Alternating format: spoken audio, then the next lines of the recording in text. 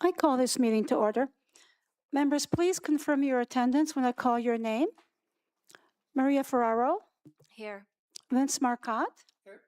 Valentina Brunoni, Jim Boscario, Ryan Tufts, Planning Technician and Secretary Treasurer, Here. Christina Bursick, Manager of Planning and Development, Here. Alicia Good, Senior Planner, Here. and Maya Mantabu, Planning Student. Here. Stephanie Oluski, Council Coordinator. Here. And I'm your chair, Teresa Nicodemo. We'll begin by reading the land acknowledgement statement. We acknowledge that the ground on which we live is in the traditional territory of Caldwell First Nation of the Three Fires Confederacy and the original people of Point Pelee and Pelee Island and its surrounding lands and waters, and that of the Huron-Wendat and Wyandot peoples. We recognize and respect the First Nations who are stewards of the land and waters of Turtle Island and who have embraced this stewardship since time immemorial. We would also like to acknowledge the contributions of other nearby First Nation communities and all original people across Turtle Island. The appeal notice. As a result of provincial changes to the Planning Act, only the applicant and select agencies may appeal a decision of the committee or one or more of the conditions which were imposed. Third-party appeals of consent and/or minor variances, such as neighbors or abutting property owners, are no longer allowed to be accepted by the OLT. All applications continue to be subject to a 20-day appeal period, and a written request to receive a copy of the decision and a fee for filing an appeal may be obtained from the Secretary Treasurer. Are there any disclosures of pecuniary interests? Seeing none, so noted. I will read the resolution from the May meeting. At the minutes of the meeting of the Committee of Adjustment dated May 20th, 2026 be adopted as presented. Need a mover and a seconder. Moved by Valentina, seconded by Jim. All in favor? And that's everyone, and that is carried.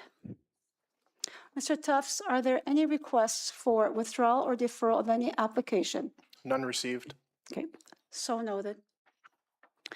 The first application for consideration is B-07 2026 file 4222, and the owner is Thomas Yeat at 135 International Avenue, a consent to create one new lot fronting on International Avenue for a single detached dwelling. Mr. Tufts to make a presentation on the application.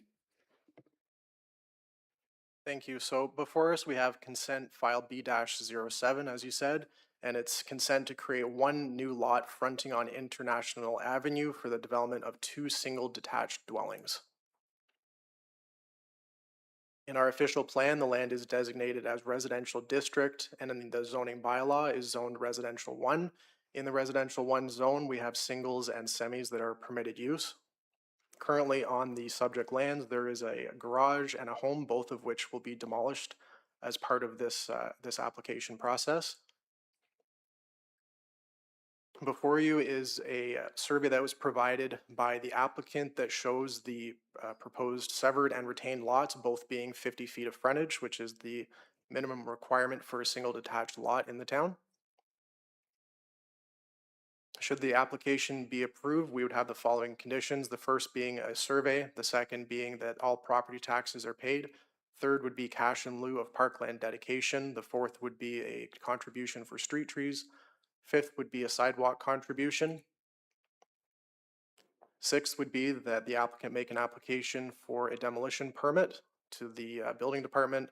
Seventh would be a right-of-way permit, and then within the right-of-way permit, it would include lot grading plans, securities to ensure the work is completed, the installation of the services, flush and clean the storm and sanitary, and then as-built drawings. And then the eighth condition, as always, would be that they have 2 years from today's date to fulfill the above conditions. And we're available should you have any questions. Right, thank you, Ryan. Mr. Vijay Vasantagar, the agent, are you online, sir? You mean Mr. Vijay? Yes. Okay. You may now speak to the matter. Please introduce yourself and provide a brief explanation of your application, and please confirm you have read and understood the staff report. Yes, I understand the owner wishes, he has got a 100-feet frontage lot. He wants to divide into 50 feet and 50 feet. Now, I understand all your conditions and I will let the owner know about it. I don't have any objection with that. Okay, thank you. Is anyone present or online who would like to speak to the application? Okay, and I need you to state your name and come up to the microphone. Have a seat here and turn the microphone on and speak into the microphone. What is your name, please? My name is Lisa Leduc. I reside at 145 International Avenue at the property adjacent from the property that Mr. Yee, Mr. Yee, yeah. Mr. Yee wants to, that he wants to sever the property. My main concern is the additional traffic that this will create, as this road is already very congested with a stop sign directly across the street from the house that he wants to tear, sever, and add additional dwellings. There is a medical clinic across the street, so there's very heavy traffic. There is no street parking from 7 a.m. to 7 p.m. on this street. So therefore, the construction vehicles that are going to be required to build, to tear down, build, will be impeding traffic, the flow of the city bus that comes by, the traffic that goes to the clinic, and there's children in the area. I don't think that this is a good plan for the area because it's such a small block coming off of Front Road. Between Front Road and Pinewood, there have been multiple accidents over the last few years due to vehicles driving too fast, people not paying attention, turning into our driveways as there is no left turn into the gas station off of International.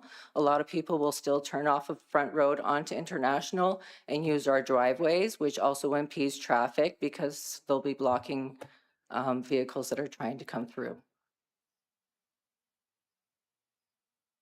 I am all for new homes, but I do not believe that this man's intention is to make it a better for our neighborhood and our community. Because if he's going to go in and throw in a couple of duplex, if he wants to put a duplex on each property, that will be more extra vehicles that I don't think a driveway could accommodate 2, 4, 6 more vehicles in that area. Can I ask you, did you read the staff report?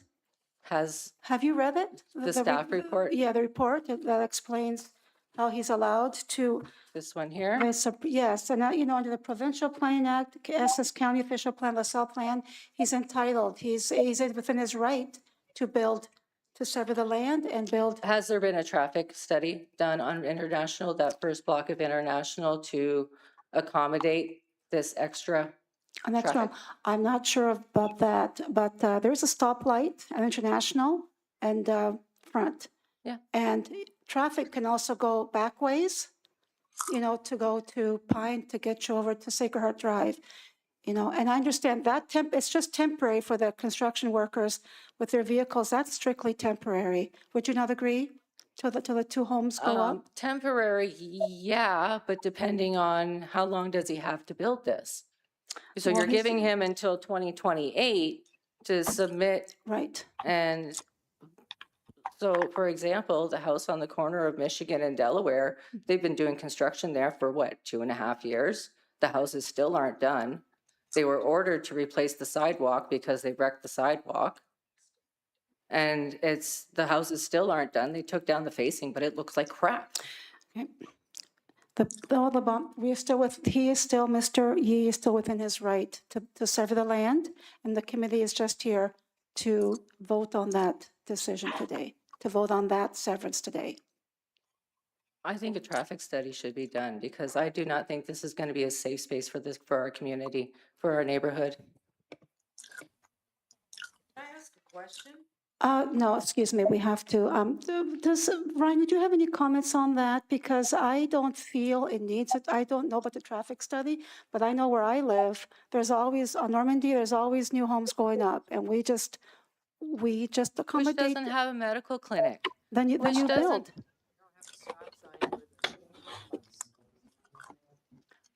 Okay, thank you, Ryan, if you want to comment, thank you, please. Thank you through you, Madam Chair. So town engineering staff are circulated as part of our consultation process for these applications, and they had no concerns with the addition of one single driveway being added at this location. Okay, then, Mrs. Leduc, the engineer department has been notified, they have no concerns. So we'd like to proceed with the vote unless we have another delegate. Yeah. Okay, excuse me, are you, any other questions, Mrs. Leduc? I'm done. I guess I'm done. I'm not agreeing with it, but. Okay, thank you. Anyone else? So please state your name. Sorry, my name is Clara Couvion, and I live at 129 International, and I agree with what Mrs. Leduc has been saying. And my question is, was anything put out to the neighborhood residents to let them know before we got this last letter that this was the plan? And so we could properly let everybody know what our concerns was? Or is this the meeting that we're having now, which it sounds like you guys have pretty much made up your mind, and the local residents don't really have a say in what happens moving forward? It says in the website, on the staff report that it was notice was posted on the website and mailed in accordance with the Planning Act. We didn't receive anything. Yeah, we received one letter just recently. We hadn't received anything prior to that one letter saying that this was going to transpire. And if nobody reads a website unless there's a reason to. Sorry, if you're going to be speaking, you do have to come to the mic Okay. so we can hear your comments. So just to that comment that you were making, so she was asking about notification. So notification under the Planning Act was provided. It was put on our website, and then it was mailed out to all the residents within 200 feet of the subject property. Through that, they have the opportunity to come in and speak with staff beforehand at the meeting, or there's phone numbers and email addresses as well. And then this would be the public open house where they can come and provide comments should they wish. So this would be the public open house that we're holding tonight, and that would be the only notification that's provided for this process. Okay, but like you said, or like we said, we had just gotten this letter recently, and you guys sound like you've already made up your mind on this. So I'm just wondering what the process is. Were we supposed to get a letter prior to this last letter explaining what was going on so everybody would have time to either get a hold of staff or write their comments about their feelings on this? I'm not sure, Ryan, when the letters would have been received, the one notice. Thank you, through you. So we don't control Canada Post when letters are received. They're put out according to the Planning Act when we have to provide notification. There's instructions in the notices that go out how you can provide comments beforehand. No additional notices are sent out beforehand. It's not a done deal, so that's what this meeting is for. But as noted in the staff report, they do meet the minimum requirements of the bylaw. So as you know, as Mr. Tuff had explained, the applicant meets the requirements of the bylaw. And I have to be honest, I think most of the traffic is from the new builds past Michigan. I know that area very well. I grew up down the street. I know all the homes there. I think it's this one severance this 2 lots is not going to make that much of a difference. Well, I'm here to tell you, I think you're wrong, ma'am, because we have, and I wish I had a toonie for every time we had somebody turn around in our driveway or block our driveway because the street's been backed up, the bus stop's there. I agree with Mrs. Leduc. We're not against progress, but I just don't think that that's the area that we should be looking at new builds. It's already a very busy and congested corner. And that, as neighbors, as people who live there, that's what we have to say. So I thank you for your time. Okay, thank you.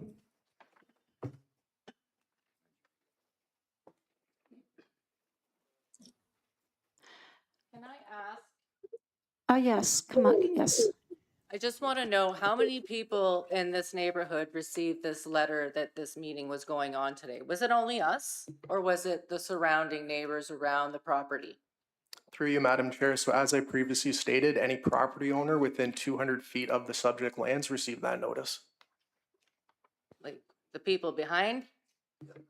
Any property owner within a 200-foot radius of that 200 property. feet radius, so that would be them, and them. Okay. That's all I wanted to know. Okay, thank you.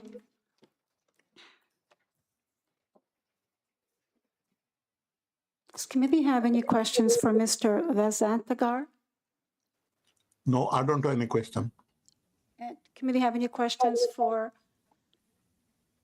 administration? Okay. And we're going to proceed to the vote.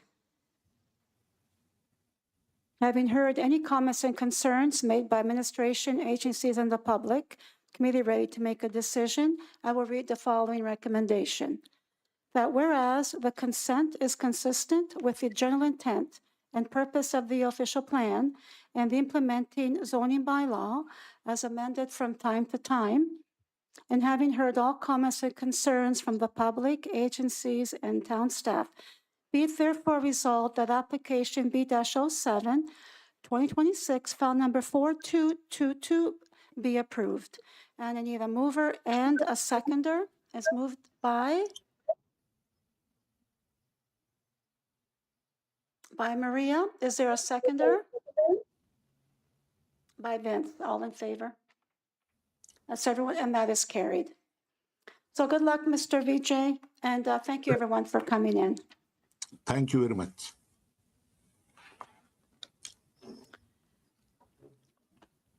Date of the next meeting is July 22nd, 2026, and the meeting is now adjourned. Thank you, everyone.